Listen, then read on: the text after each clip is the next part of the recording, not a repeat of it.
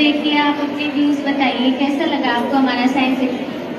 मुझे बहुत अच्छा लगा, उन्होंने बहुत मेहनत की हुई है उसके बारे में, बहुत अच्छा लगा। बड़ा ही प्यारा सुंदर जो नज़ारा हमारी आंखों के सामने है।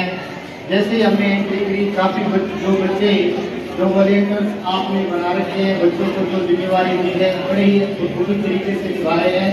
उन्होंने हमारा बड़े अच्छे तरीके से वेलकम किया।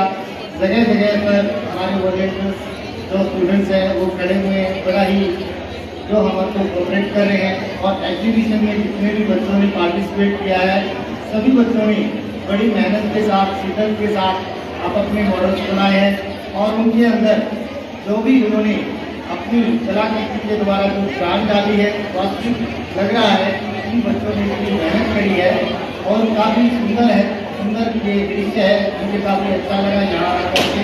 Thank you.